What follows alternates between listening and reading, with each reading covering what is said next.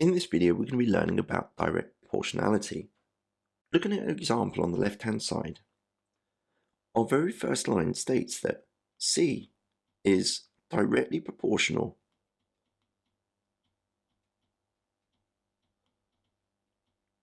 to F. What this means is that as F is increasing, so does C.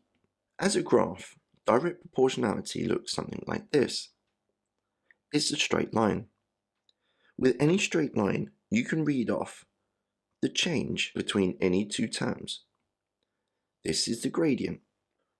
When studying the equation of a straight line, the equation of a straight line always came in the form of y equals mx plus c. Now in this case, the y-intercept is 0, so the c part actually is not relevant. What we're trying to do is find out what the gradient term is.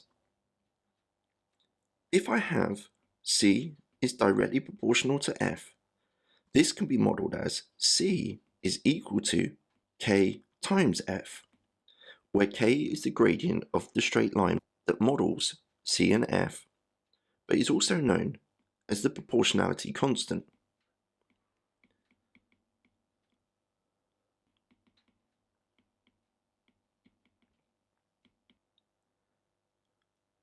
Using the second line, I can work out what k is equal to, because if I know that 180, the value of c, is equal to k times 10, which is the value of f, you can now see I've got only one unknown, k. Rearranging this would give k is equal to 180 divided by 10, which is then equal to 18. I can now construct an equation that links c and f together. C is equal to 18 times by f. My final part of the question states, find f when c is equal to 216. Substituting in these values would give 216 is equal to 18f. And rearranging this, I now know that f is equal to 216 divided by 18. This gives 12. This is my final answer.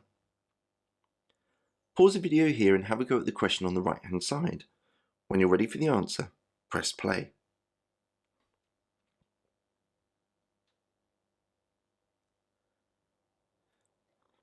The first part of the question states that m is directly proportional to I.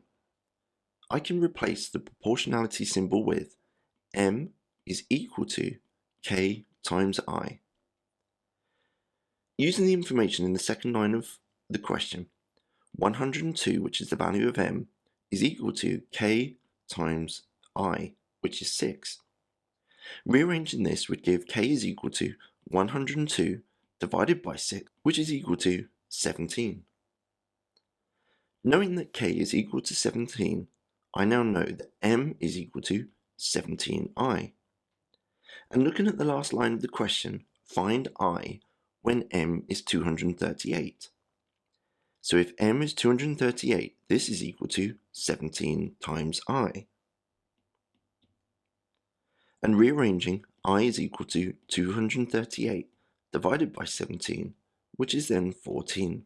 This is my final answer.